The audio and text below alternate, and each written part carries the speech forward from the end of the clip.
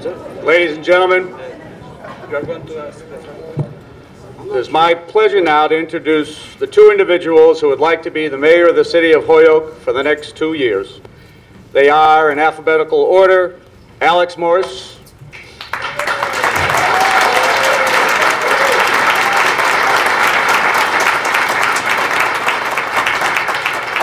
and the incumbent mayor, Elaine Pluta.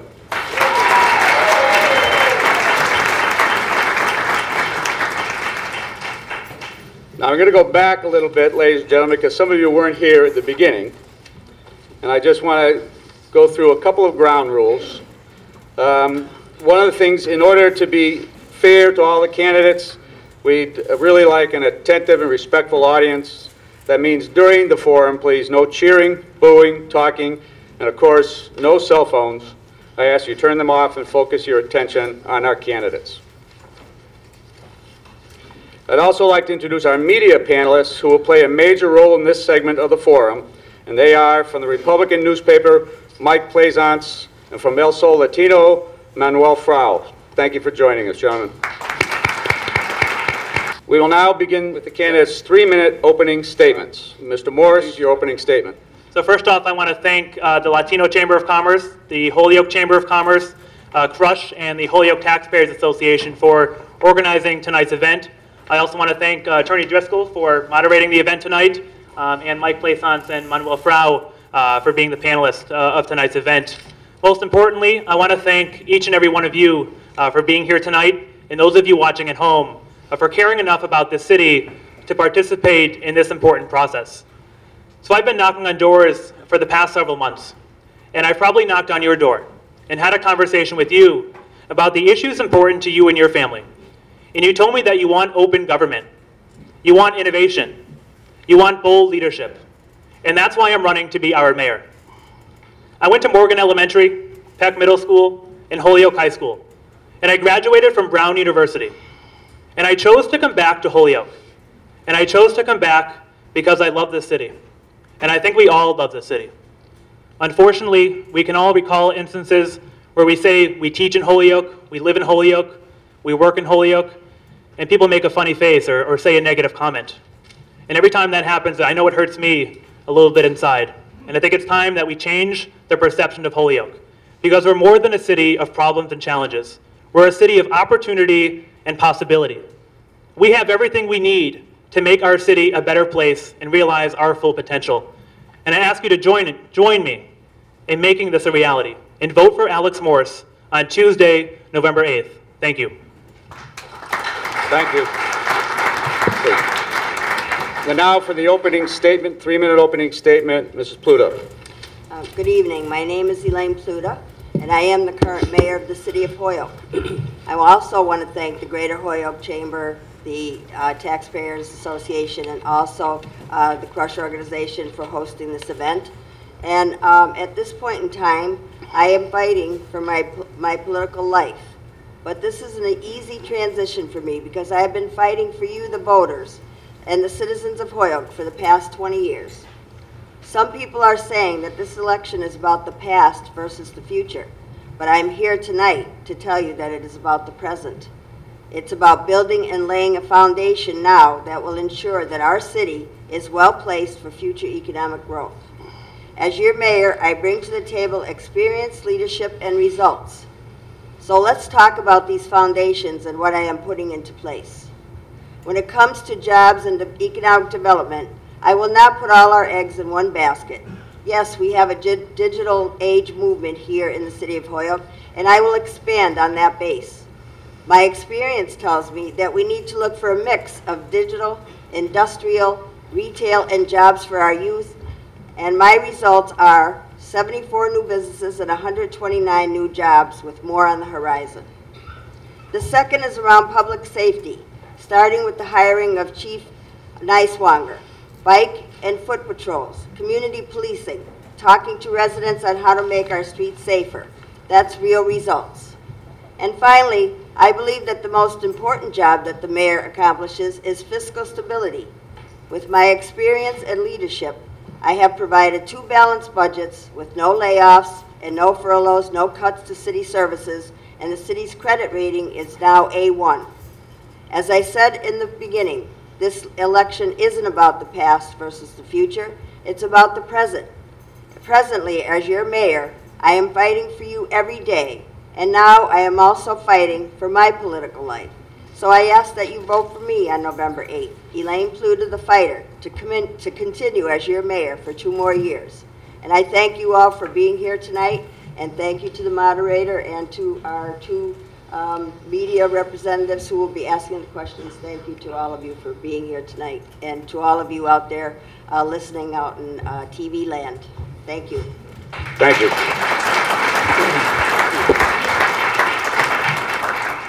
This is where the media panel enters our picture. Each panelist will ask a question of one candidate. The next panelist will pose a question to the other candidate. And so it will go through 3 rounds of questions until each candidate has the opportunity to answer 3 questions. Answers will be 2 minutes, rebuttals will be 1 minute. We begin with Mr. Plaisance posing a question to Mr. Morris.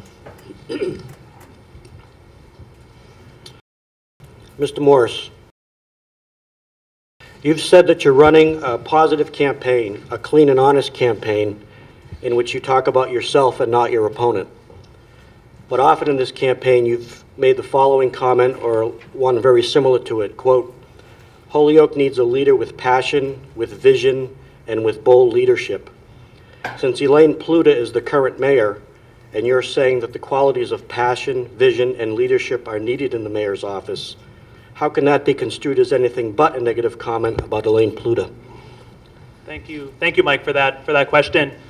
Since I announced my candidacy on January 25th on the steps of City Hall, I have spent every minute of every day talking about my campaign, talking about my background, talking about my plans for the city, and talking about my long-term vision for the city. I've sent out mailings to voters, I've knocked on doors all across the city, and I'm proud to say that every minute of every conversation was about the things that I had in common with voters. And I didn't spend my time talking about my opponent. And I think we all have realized that in our conversations, we've talked about the issues. I focused on education, I'm focused on economic development and jobs, I'm focused on public safety, and I'm focused on restoring a sense of civic pride. And when I say we need a mayor with energy, we need a mayor with passion, and we need a mayor with a long-term vision, I'm saying that because I believe it, and I've heard it. And I've heard it time and time again since I've been knocking on doors starting on January 25th. So I'm incredibly excited and encouraged. I've door knocked in all 7 neighborhoods, all 7 wards of the city, and I will continue to run a positive campaign throughout the next 13 days. So, Mike, I respect your question, but I think if you ask the folks in this room and you ask the people that I spoke to throughout the city, they will tell you that I have in fact not spoken about my opponent. I have spent my time talking about my campaign, my values, and my long-term vision for Holyoke. So thanks for the question, Mike.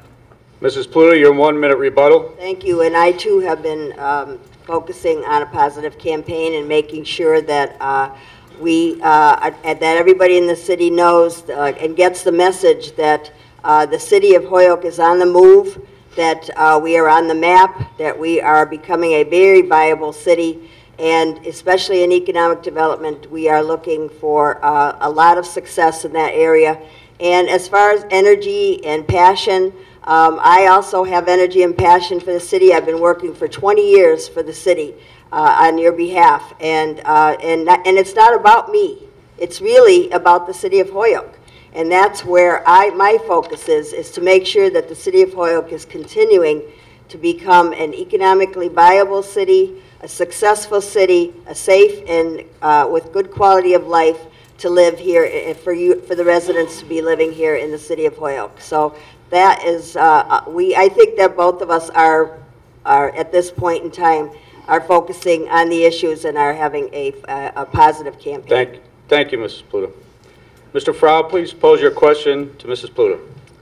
Buenas noches a todos. Buenas noches, Alex. Buenas noches, Elaine. A nombre de la comunidad puertorriqueña y latina de Holyoke, thank you for inviting us. Alex, almost... Excuse me, your question, Mr. Frau, will go to Mrs. Pluta. Oh, sorry. Elaine, almost 36% of the Holyoke residents are Spanish-speaking So far, none of the political debate has been held in such way to involve this population. What is your point of view about it? Well, you're absolutely right. We should be having these debates and have them translated.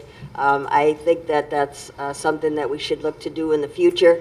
And I'm perfectly happy if someone wants to start translating tonight. I'm very happy with that. We do have different heritages and nationalities in our city, and we want to make sure that everyone feels like they belong in this city and are part of the city. I have made sure in my staffing to show the diversity in our city.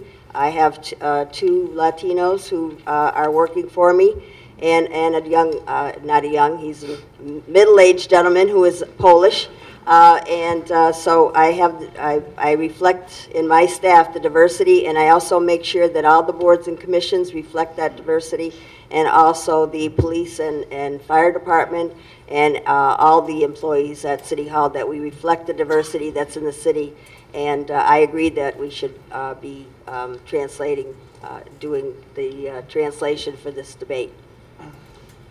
Thank you. Mr. Morris, your 1 minute rebuttal. Yo soy el único candidato que puedo hablar en español. If that means I'm the only candidate who can speak Spanish and communicate with the almost 48% of our population that identifies as Hispanic and Latino.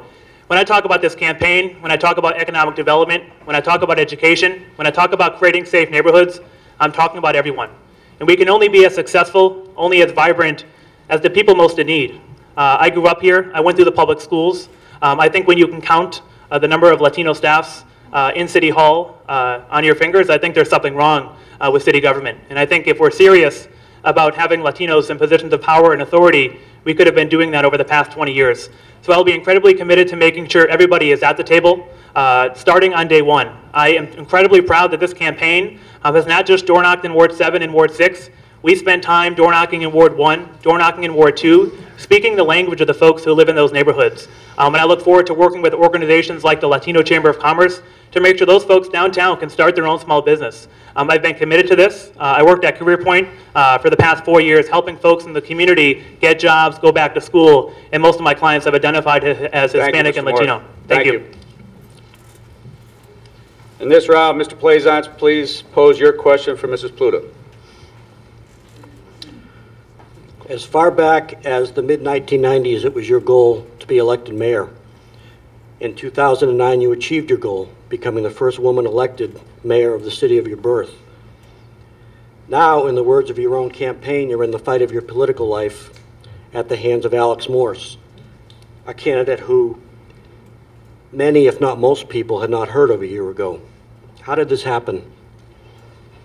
Well, I guess you'll have to ask Alex Morse, because as far as I'm concerned, I have done a great job over the last 2 years. The city is very stable financially, and I think that's the most important job that a mayor can do, is to make sure that our city finances are up to par and that the residents do not have to worry whether we are going to be like Springfield and have to have a control board. No layoffs, no furloughs. The city services have stayed the same. Because of the stabilization fund that we have, we were able to keep our, to increase our bond rating A1, which saves the taxpayers money. I hired a new police chief. The fire commission hired a new fire chief, and with the school committee, we hired a new superintendent. So, being a new mayor myself, this is the first time that we've ever had a mayor who hired all 3 top positions in addition to being new herself. So I think it's because that I'm just not that kind of person that's out there grandstanding and jumping up and down for myself and saying, oh, I did this and I did that. Everybody knows in the city that everything is going great, that we have a great city. I've kept everything going as far as services and as far as keeping our city safe. New jobs, we have plenty of new jobs. I have the list here of 85 new jobs, new businesses, I should say, right now, and it's more on the horizon.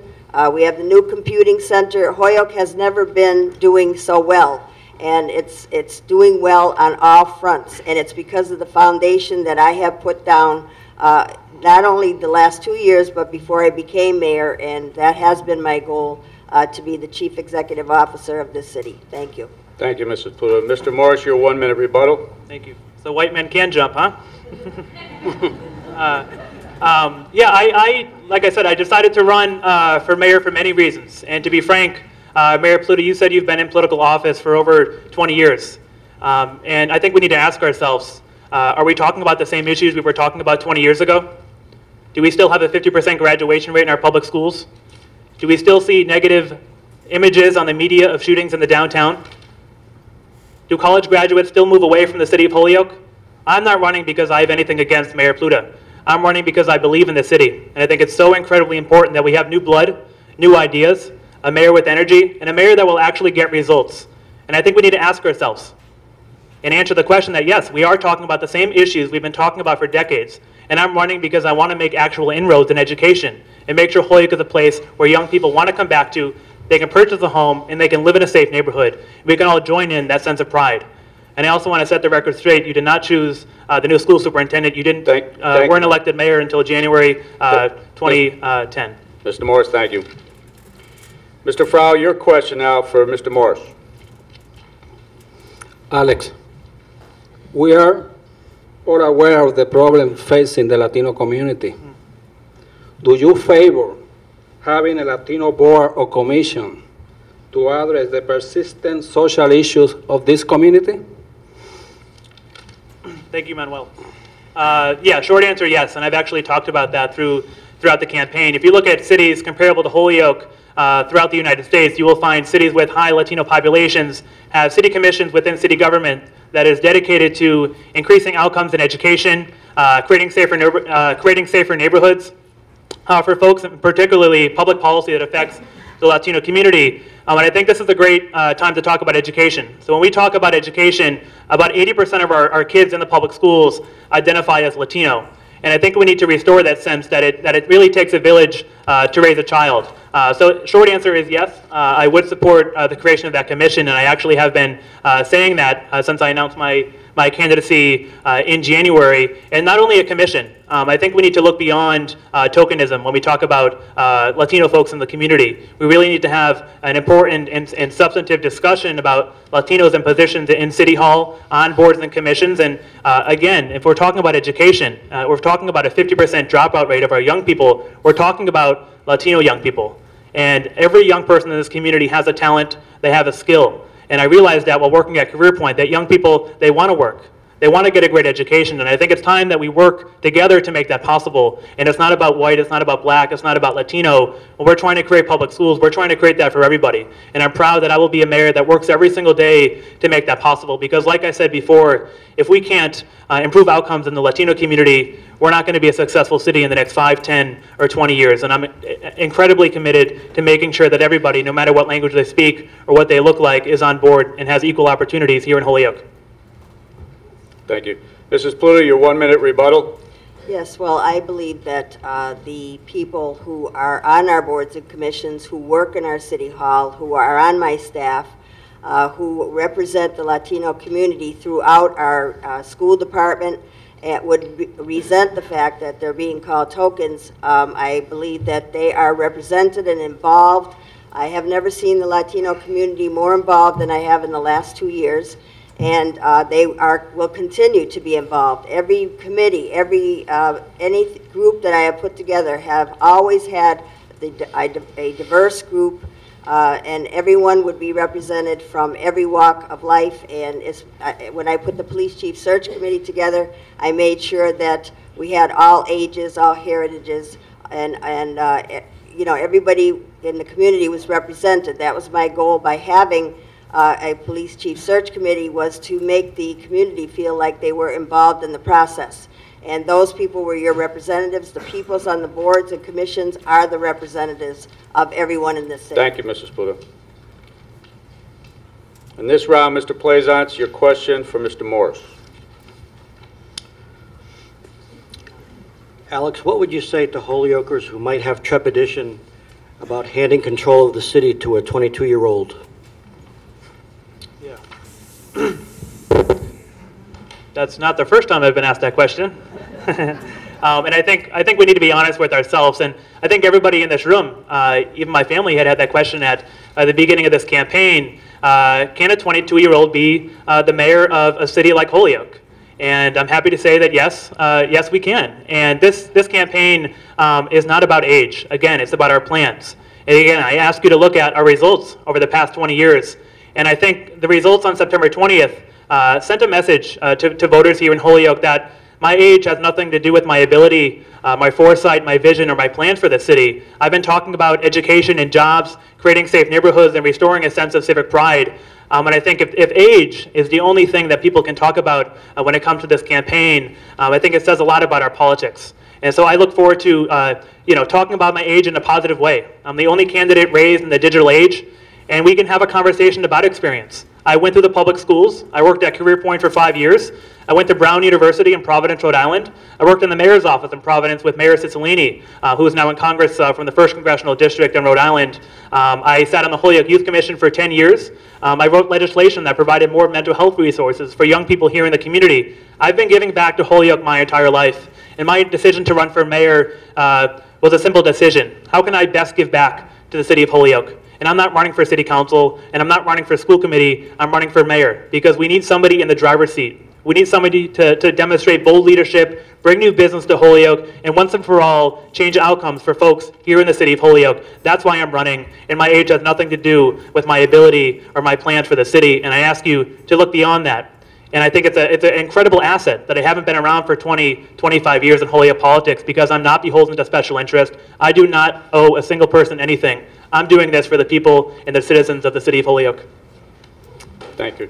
Please, ladies and gentlemen, please, if you could please abide by our ground rules. Thank you. Mrs. Pluta, your 1-minute rebuttal. Well, I agree that age has nothing to do with it. I think experience has a lot to do with it. We need someone in the mayor's office who has had experience not only in working as an intern in the mayor's office, but also working as an aide to the mayor's office, and having the day-to-day vision of what goes on in the mayor's office, what the budget looks like, how to put the budget together. 14 years of my experience on the city council, of my leadership, making tough decisions, staying independent. I am not beholden to any special interests, never have been. I am not part of the Good Old Boys Network, that's for sure. And I am definitely, concentrating on the fact that this campaign is about leadership, and it's about experience, and it's about results. And I have brought that to the table over the last 2 years, and I will continue to do that. Because of the fact that I have had the experience and was able to hit the ground running. Thank you. Mr. Frau, your question for Mrs. Pluta.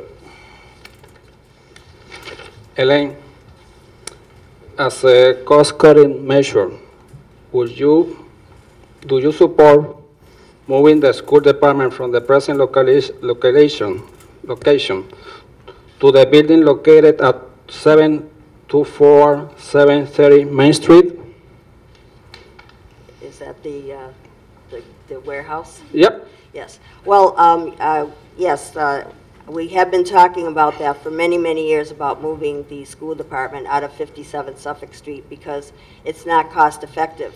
I'm not sure that that would be the right fit for the school department, putting it in the warehouse, because I know it's fully used pretty much now, and they would have to make some accommodations there to bring the school department down there. And for one, the biggest thing would be the parking. There's not enough parking there for the employees. We have been looking to do something with the building next door to ours, to City Hall, to see if the city could take that building by eminent domain and put all the offices that are in the annex in that building, and then moving the school department over there, and that would help us to have the funding to be able to renovate that building and make it accessible and usable as office space. And there are other ideas we've thought of over the years, and I definitely do agree that we do eventually have to move the school department out of 57 Suffolk Street. Another thing that we thought of is actually buying 57 Suffolk Street as a city, and the city owning that building and having the school department in there and rent the offices. But then we weren't sure if we would want to be landlords or not of private companies and other nonprofits that might want to move, that are in that building at the present time. So we are looking at that, and we basically need to find the funding if we are going to move them, because it would cost a lot of money, a lot of funding to move them out of that building into a new building. So that is a consideration, but that is something that we have been discussing now for quite a few years. Thank you. Mr. Morris, your 1 minute response. Yep. Thank you for the question, Manuel. And I think this is another example of talking about the same issue for many years. We've been talking about moving the school department out of 57 Suffolk for years. And we're spending about $400,000 annually at the Holyoke School Department when we don't have enough foot traffic in the City Hall Annex or in City Hall. And if you think about $400,000 in state budget cuts, how many teacher salaries or healthcare salaries at public schools can that supplement? And I think we have to have that difficult conversation. I've already met with folks from 57 Suffolk to figure out how much it would cost if we were to take private bids out to save a little bit of money every year, or also consolidate space within City Hall and the City Hall Annex. We have a lot of unusable space, unfortunately, in Holyoke City Hall, and that should be the building that we're most proud of, making sure that our windows are fixed, that boxes are cleaned out, and that we could move people into those offices to eventually save up to $400,000 annually, so that we can invest that in programs that work and programs that help kids graduate from high school. Thank you, Mr. Morris. Ready for the Lincoln Douglas portion of our mayoral segment. Each candidate will pose a question to his or her opponent. Again, 2-minute answers and 1-minute rebuttals. We're planning on 3 rounds of questions. If we have time, we'll include a 4th round. And then after this segment, we will move on to the closing statements. We will start with Mrs. Pluta. Your question for Mr. Morse. Mr. Morse, I believe that the most important part of a mayor's job is the budget. I have produced 2 balanced budgets of $120 million, no layoffs, no furloughs, and no cuts in city services. You have stated in the newspaper that you were responsible for a $25,000 budget as an administrator. Could you please explain how many people you directly supervised and how much of the budget you were personally responsible for? Yep. Thank you for the question, Mayor Pluta. And that's a great question, and I think everybody in this room, or I should ask, people raise their hand if they've ever managed a $120 million budget. And Mayor Pluta didn't manage a $120 million budget before she was in the office either. So I think it's really important to talk about our financial skills and our experience. And you talk about fiscal experience and that it matters, but I think we need to look at our budget. This year, Mayor Pluta's budget was rejected by the City Council by a 7-6 vote, and City Councilors called it full of fluff, and I think that's the first time that's happened in many, many years. So if we want to have a conversation about fiscal responsibility, why did it take 11 months to create a tax squad? If we're serious about reducing both residential property taxes and the commercial tax rate, and why hasn't the tax squad met over the past 5 months? If this is the kind of experience that is moving us in the right direction, I'm really concerned about what direction we're moving in. So in terms of a budget, there are, within the first few days, if elected, I want to meet with every department head, and there is a framework in which to work. It's not as if I'm inventing a new $120 million budget overnight. I pledge, and I have pledged throughout this campaign, to surround myself with people who are experts in their field, whether it's business or education or public safety, and I look forward to doing that in the mayor's office. But we need a mayor that, again, is going to be in the driver's seat, making sure we know what our priorities are. I want to do a complete and full audit of city finances, making sure we can cut costs where we need to. But the past 2 years, unfortunately, Mayor Pluta has increased the budget, forcing the City Council to increase taxes for both businesses and residents. And if we want to attract new development here in the city of Holyoke, we need to reduce the commercial tax rate over the next 20 years. And I will be committed to that as mayor, starting on day 1. And I promise to lead these committees and make sure these committees are moving in the right direction, and that it's not just another committee to pretend that things are moving in the right direction. Thank you. Mrs. Pluta, your 1-minute rebuttal.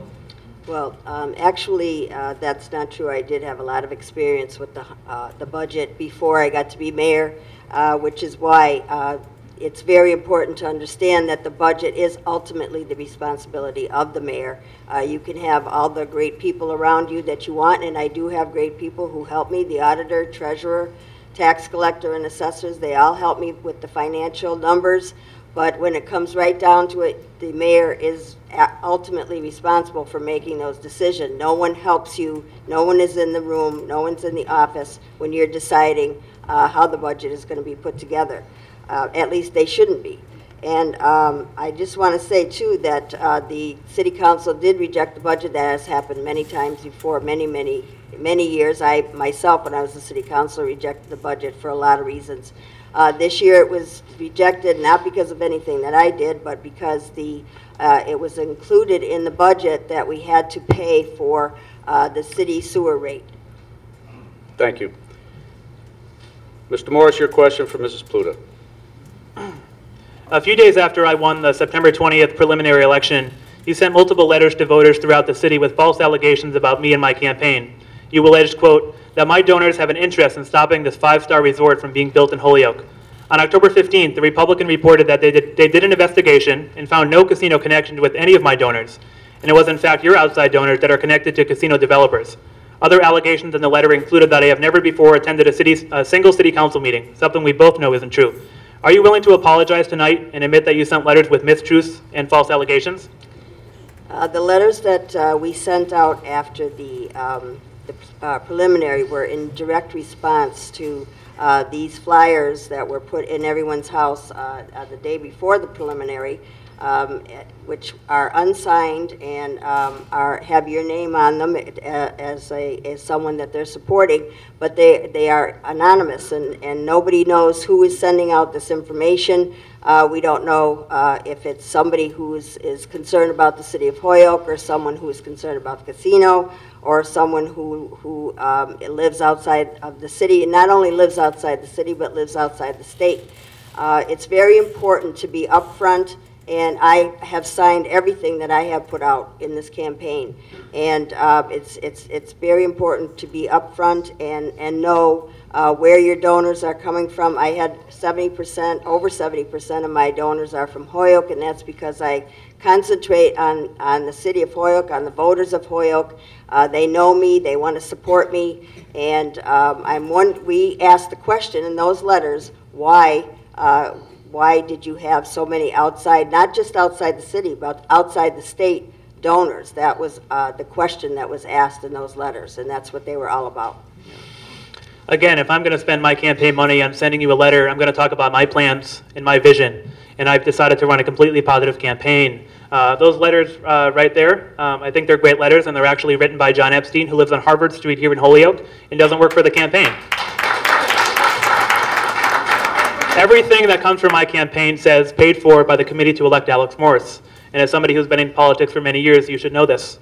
Second of all, I've run a complete positive campaign. And I think the fact that I have donations from people out of state is an incredibly valuable thing. Because when we talk about attracting new development, the new development doesn't come from Holyoke all the time. It comes from folks outside of the state, sometimes outside of the country, that want to open up new businesses in the city of Holyoke. And the fact that I have supporters from all across this country that believe in me as a leader and as the future mayor of this community, and not only believe in me, but believe in the city of Holyoke, I think it's incredibly exciting. Over 70% of my donors are from the city of Holyoke. Over 85% are from the state of Massachusetts. And a lot of our donors are under $50, and this has been a grassroots campaign. We've been able to raise a tremendous amount of money because small donors add up, and I'm incredibly proud to say that. Thank you. Thank you. And I'd just like to remind our audience, we really would like, in fairness to both candidates, to keep to our ground rules. You have plenty of time to applaud both of our candidates when we're finished.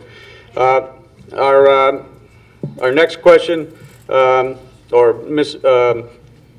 next question then will be for Mrs. Pluta. Your question for Mr. Morris. I am proud to be the school committee chair and have worked diligently to improve educational quality in Holyoke for the whole child. Mr. Morris, in your educational plan, according to your statistics, an average of 57% of children in the Holyoke Public Schools need improvement or are failing in English language arts. What is your plan to improve the literacy gap here in Holyoke? Yeah, thank you for the question, Mayor Pluta. I'm proud to say that I am a proud product of our city's public schools. Like I said, I went to Morgan Peck and Holyoke High School. I studied educational reform in Providence while at Brown, and like I said, I worked in the mayor's office there. And while in high school, I had the privilege to actually sit on the school committee for 2 years as a student representative, always attending subcommittee meetings about the school's budget, attending subcommittee meetings about the health policies in the schools.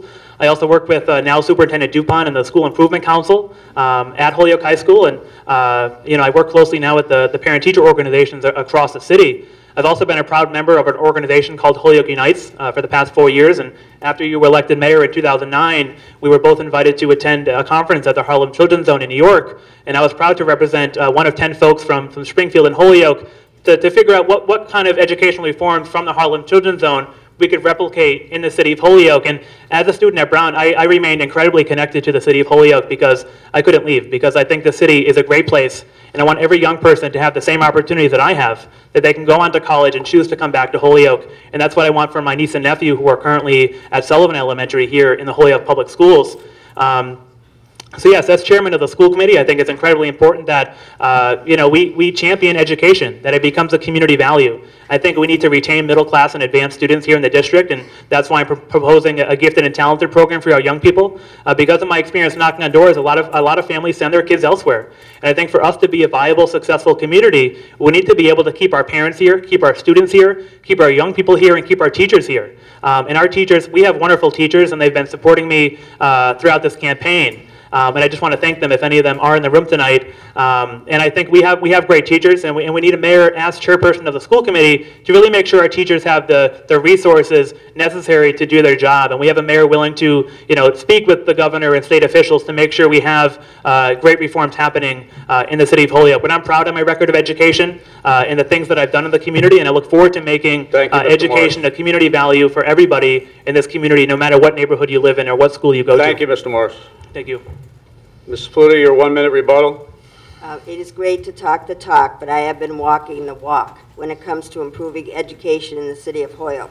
We already have several initiatives when it comes to improving education, specifically around literacy. I have implemented the Reading is Power initiative, which ensures every child by the 3rd grade will be reading at grade level in the year 2014. I also attended Holyoke Public Schools. I also went to Mount Holyoke, which is an Ivy League school.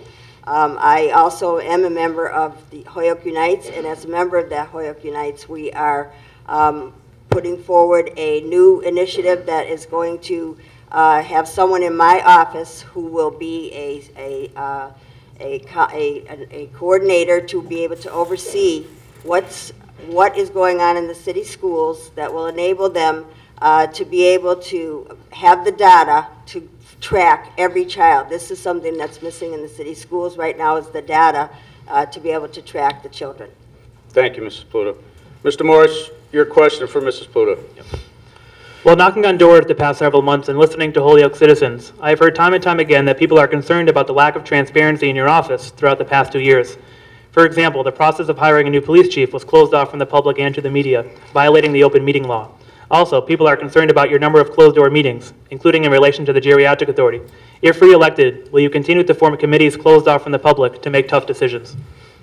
Well, first of all, that is not true that the Police Chief Search Committee was against the open meeting law. When it comes to, if you know the open meeting law, when it comes to personnel, it is not necessary to have those discussions in public.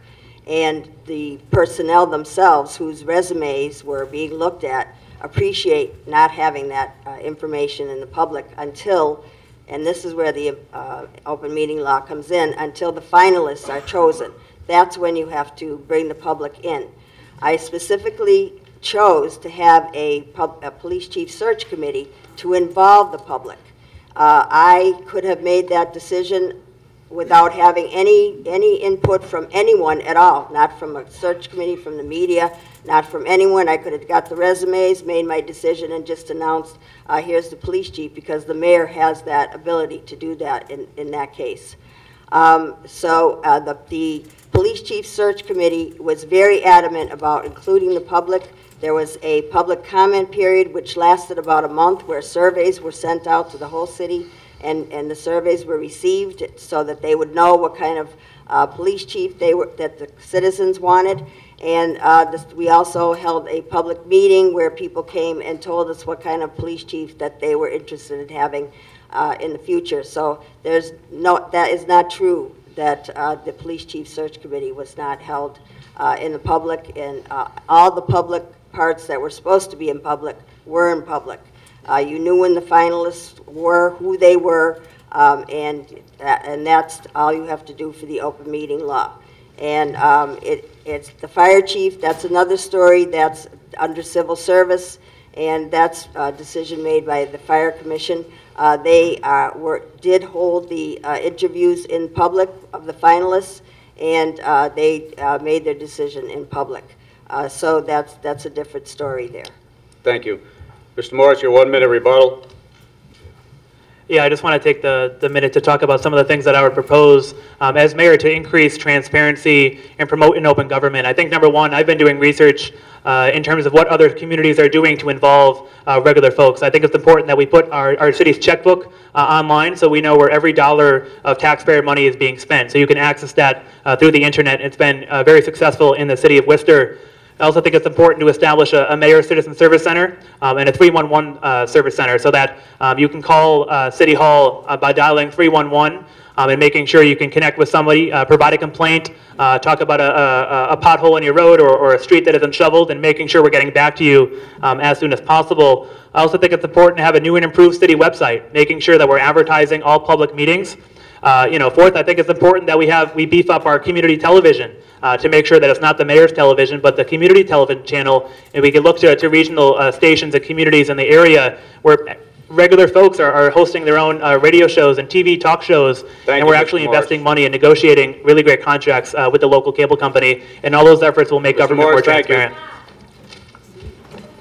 Ladies and gentlemen, please. Our next round, Mrs. Pluta, your question for Mr. Morris. Attracting new business and improving our tax rate has been a top priority of my administration. The proof is in the pudding. 85 new businesses and over 130 new jobs. Mr. Morse, you have stated on multiple occasions that you would like to lower the business tax rate. What exact rate would you lower the current business tax rate to, and how? Thank you. Great question. First of all, I think it's important to note that under your calculation of the number of jobs and businesses that were created in the past 2 years, that would equal out to 1.7 jobs per business. And if we want to make really important inroads in the city of Holyoke, we need to be able to attract bigger companies and companies that hire more folks. Also, according to unemployment statistics for Holyoke, in 2010, 1,886 Holyoke residents filed for unemployment claims. And in 2011, another 2,027 Holyoke residents filed unemployment claims. And I think to tout that you've created over 100 jobs in 2 years is not a great accomplishment. And I think we need to be serious about attracting new development. I want to be Holyoke's Chief Marketing Officer. So number one, how do we retain and support the businesses that are already here? Whether it's Hayes and Paper or the manufacturing in the downtown, making sure that they have the resources to undergo property improvements or expansion projects. Number two, how do we recruit new investment? So yes, I want to be Holyoke's Chief Marketing Officer. We also need to market the city as a technology, innovation, and artist hub. We're incredibly lucky to have the governor placing a green high-performance computing center here in the city of Holyoke, and we need to take advantage of that and move in the right direction. And number three, how do we reform the process? I think we have a rap of being an anti-business community that we make developers and investors jump through hoops just to open shop here in Holyoke. So I think it's incredibly important to streamline the licensing and permitting processes for new businesses. But again, I think there are many, many folks in this community who are unemployed and continue to stay in poverty, and I want to be serious about getting people out of poverty, getting people educated, and actually giving them employment. And I've given and helped young people, hundreds of young people over the past 4 years get jobs at Career Point. Thank you. Mrs. Pluto, 1 minute rebuttal. Yes, thank you. Actually, the city of Holyoke, everything that Mr. Morse has just talked about, the city of Holyoke has already been putting into place as far as the permitting, the certificate of occupancies, making the city a business-friendly place. If there are problems with any businesses who may be coming to the city and who have come to the city, if they run into any problems, they just have to come to my office, and I make sure that everything gets taken care of, so that they can move forward and have their business come to the city of Holyoke. But actually, you didn't answer the question that I asked you, but that's okay. I will. Experience for over 20 years in government has taught me We must increase the value of our businesses in order to lower our rate.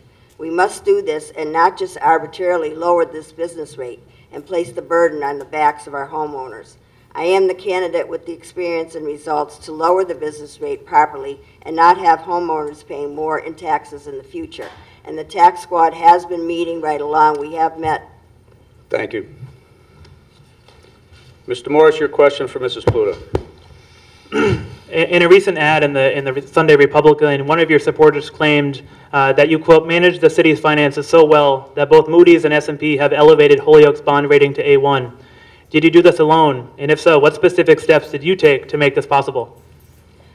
I did that in conjunction with our treasurer. He is 1/3 of the equation. The treasurer makes sure that all the bills are paid and that all the books balance out, and that is his role. And he's done a very good job of that. My role in that A1 rating is the budget and the stabilization fund. The mayor oversees the budget, has the sole responsibility of putting the budget together and making sure that we stay within the budget that we can afford and still keep our city services. Everything goes up every year, so we have to adjust the budget for that, unfortunately. But as you well know, there are increases in salaries that are contractual. There are small increases in our health insurance. In fact, this year the health insurance went up the smallest amount in the last 10 years. And then when it comes to the stabilization fund, that is the main focus. That is what Poor's and Standard & Poor's and Moody looks at, is our stabilization fund. What do we have in reserve? And that is what gets us that A1 rating. I was on the city council when that money was put in there, and I'm very happy to say that today that amount has reached $11 million. And that is one of the biggest reasons why we have that A1 rating. And the mayor has the sole responsibility, along with the city council, if they so choose, to decide whether we are going to spend any of that stabilization fund. If we spend that money, our ability to bond and pay the interest rate will increase, and that costs the taxpayers money. So that's why it's good to have that in reserve. That's what they look at, and that's why we have the A1 rating. Thank you. Mr. Morris, your 1 minute rebuttal. Yep, I also want to take the time to thank Treasurer John Lumber for the great work he's been doing. And I know when he ran for office 2 years ago, a lot of people told him the same thing they're telling me, that I don't have the experience or the foresight necessary to do the job well. But I think John Lumber is a great example of someone doing really great things in an office that needed a lot of help.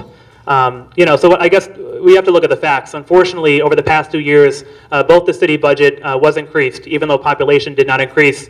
And number two, that we had to raise taxes both on homeowners and on business owners. And if we ever want to reduce taxes for the folks in this room who own homes, we have to expand our tax base. We will not expand our tax base if we don't reduce the commercial tax rate. And unfortunately, there has been no new growth in the last fiscal year. And I want to be the mayor, like I said, that the chief marketing officer bringing sizable investment to the city of Holyoke. And being serious about taxes, you should have created the tax squad on day one, not 11 months after taking office. And they should be meeting on a regular and consistent basis if we want to be serious about reducing taxes here in the city of Holyoke for both residents and businesses. Thank you, Mr. Morris. Mrs. Pluta, your final question for Mr. Morris. Mr. Morse, the Geriatric Authority failed to pay the required retirement benefits for their employees, which is now resulting in the city taxpayers forced to pick up the bill to the tune of $450,000. I have demanded that they immediately produce a business plan showing how they get out of the hole, or that the facility be sold. What is your plan for handling this problem with the Geriatric Authority? Great question. And the Geriatric Authority is another example of a problem that needs to be solved. And I think for too long we pointed fingers at each other. Is it the city council's fault, the mayor's fault, the board of the Geriatric Authority, the management? Everybody's talking about whose fault it is, and no one's talking about any solutions. I'm proud to say I've visited the Geriatric Authority on several occasions, met with the management and the board, and met, most importantly, with the residents of that facility. I've spoken to hundreds of folks throughout the past 9 months, knocking on the doors, and what I hear time and time again is that the quality of care at the Holyoke Geriatric Authority is unmet. about other facilities across the state. And I think at the end of the day, we need to talk about what priorities do we have as a society. And I think we need to respect the past while looking towards the future. And I've talked to residents at the Geriatric Authority, and they get great care. It's the only place in the city where low and moderate income folks have access to that type of care. And it's the only adult day program like its kind in Western Massachusetts, and one of only a few across the state of Massachusetts. And I think it's a great asset. If we want to shut down the Geriatric Authority, we're eliminating every job you've created throughout the past 2 years. And these are real working families working every day in the city of Holyoke. So I think it's really important to, again, bring everybody to the table, stop pointing fingers, open the door to the mayor's office, because frankly right now, people at the Geriatric Authority don't want to go before the city council or in the mayor's office, because it's all about blame. It's not about bringing people together to solve problems. And it's not only the Geriatric Authority I want to do that on, but every issue, bringing people together to solve difficult challenges. And I pledge to do that with the Geriatric Authority. Thank you. Mrs. Pluta, your 1 minute rebuttal. Well, first of all, I did meet with the Geriatric Authority in my first year in my term. We met several times, and we tried to come up with an agreement, but there was too much resistance on their part, that they didn't know any money, and that they could not pay us, and they wouldn't come up with any solutions. They just wouldn't work with us. And that is not the only, they do give excellent care, I will say that about the geriatric, but they are not the only place that gives that kind of care. Right next door at Mount St. Vincent, they actually do the same kind of work there, and they are making a profit. Actually didn't answer the question, because the geriatric also owes money to the gas and electric. The geriatric owes $500,000 to them, another $500,000 for their retirees' health insurance. They owe the city $60,000 in property taxes and at $1.2 million in. Thank you, Mr. Morris. Your final question for Mrs. Pluta. Throughout the campaign, you claim that you have created 74 new businesses and 129 new jobs. Can you tell the voters how many businesses have closed and how many people have lost their jobs in Holyoke over the past 2 years? Actually, no, I cannot tell you that, but I do have the list of the businesses that did open up this year, and I'm very proud to tell you that it's actually up to 85 now, and so whatever people did lose their jobs during that time had an opportunity to get jobs. There are several new businesses that have opened, and especially the East Baking Company, which brought in several new jobs to the city of Holyoke and to Holyoke residents. The Kids Zone on South Street opened up. The East Baking Company I mentioned already. The Law Office of Joseph E. Best. The Track 2 LLC on Main Street, that's 4 businesses there, and they hired all new people there. The Taco Bell on Northampton Street. Serene Salon and Spa at Open Square, and also a new Subway on Northampton Street. This is the list of 85 new businesses. They are available on my website, and they will also be available on my Facebook page if anyone wants to peruse them. 129 jobs, I know, is not a big number, but it's better than having no jobs. Even though we may have lost some jobs and some businesses may have closed, there was plenty of opportunity and out of these 85 businesses for people to get a job.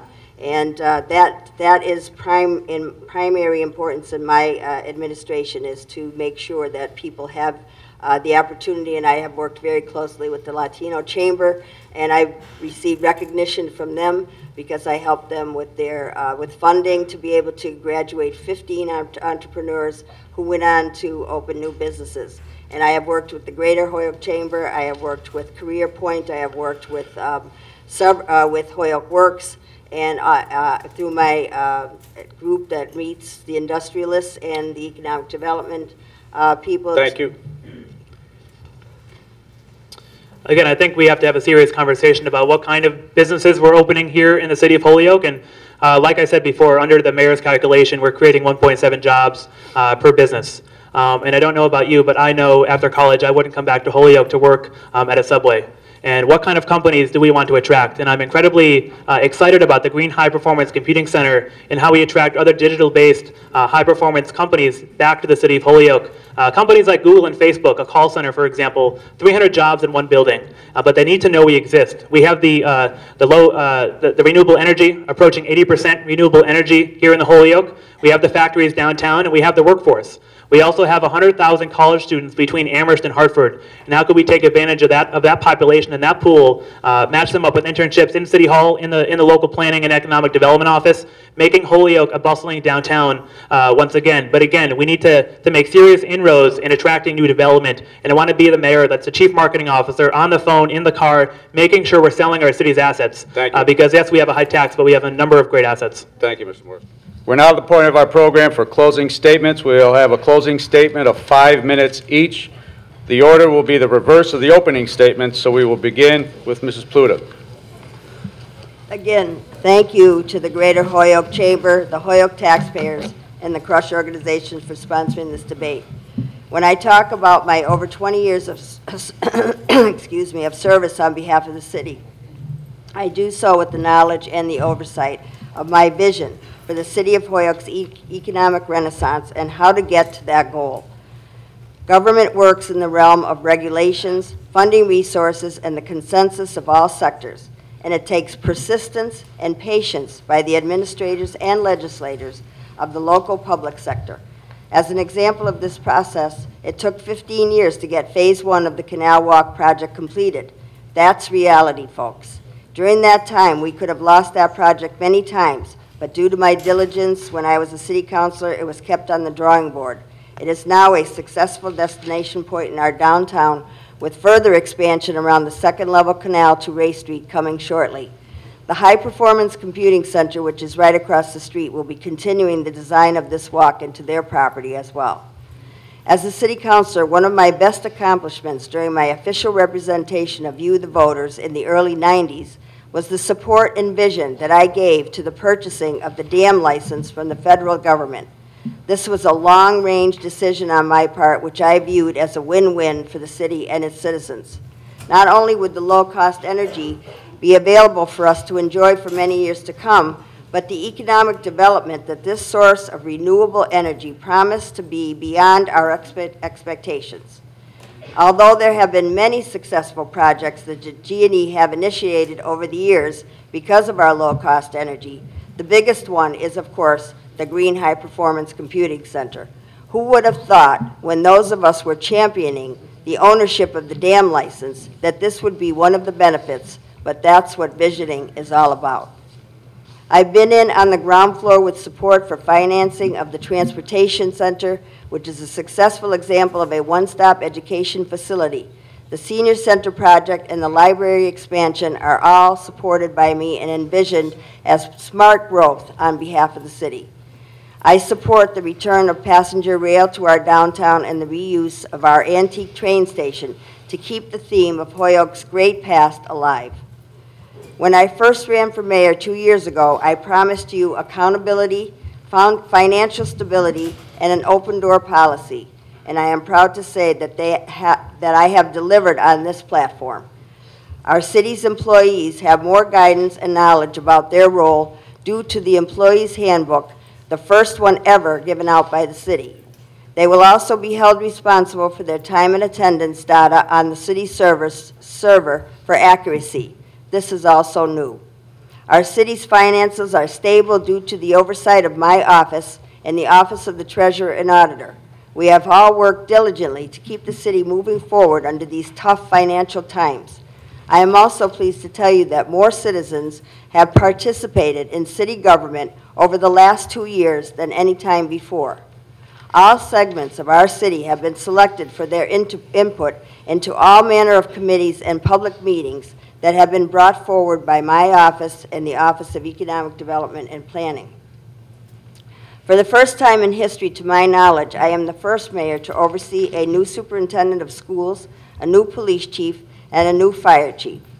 Being a new mayor myself, I believe that all these processes were handled with professionalism and openness. And I'm here to tell you tonight that the city of Holyoke is in great shape.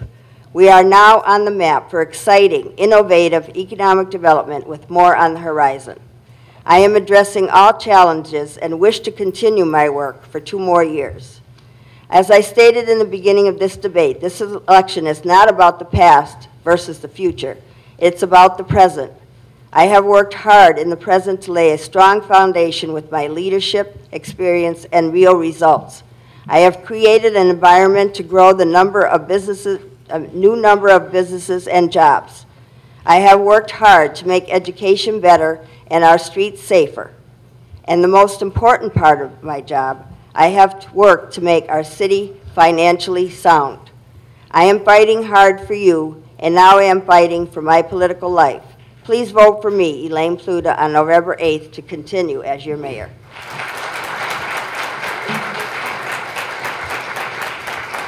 I just want to end by thanking again each and every one of you for coming here tonight. Again, to the moderators and the panelists for being here. This election is not about me, and it's not about my opponent. It's about Holyoke and every one of us who live here. This election is about focusing on what's right with Holyoke, not dwelling on what's wrong. It's about resurrection, not resignation. It's about honoring the generations who came before us and ensuring opportunity for those who will come after. It's about changing how we think about our city government, about taking the steps that will accomplish the most for Holyoke and its citizens.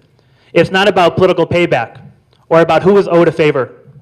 It's about education, because the best jobs will never become available to undereducated and untrained candidates. For many years, our high school graduation rate has not exceeded 55%. That means nearly 1 out of every 2 Holyoke students has failed to complete the minimum education that employers require of their employees.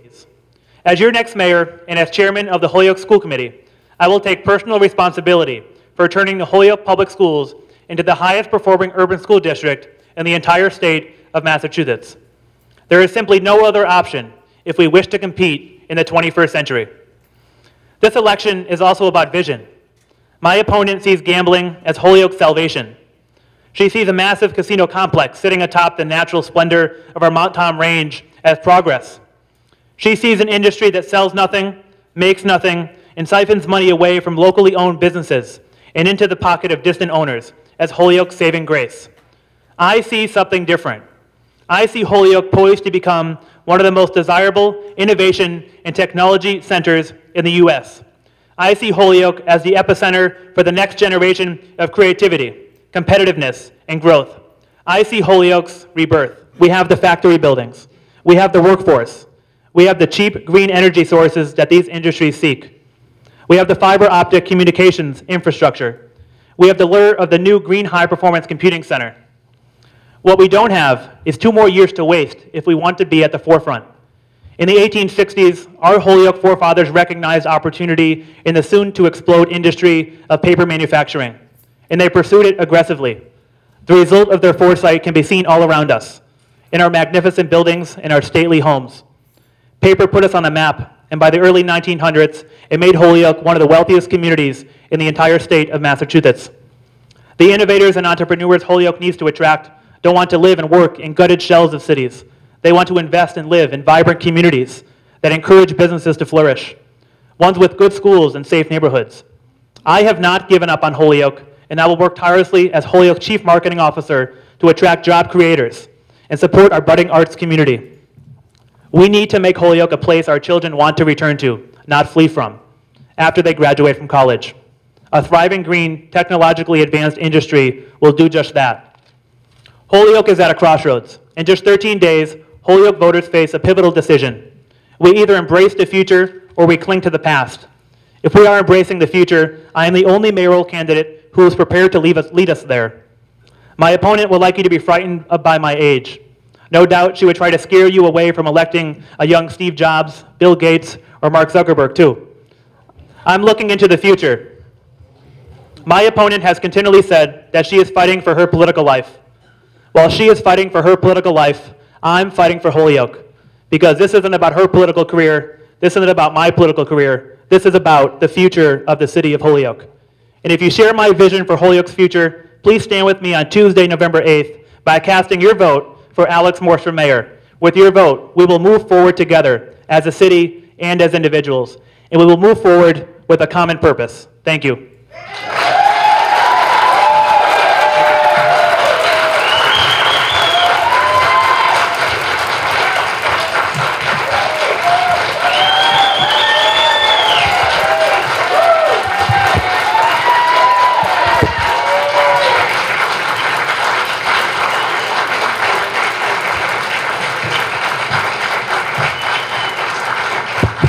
Ladies and gentlemen,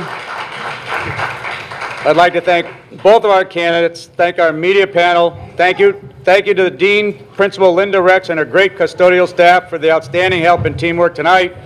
Thank you to our audience. Please remember that this forum and all others held in the city during this campaign were intended to help us know the candidates better. Let's see if we can set a record on turnout on Election Day. Thank you all for coming, ladies and gentlemen. Okay, Alex, nice job. Thank you.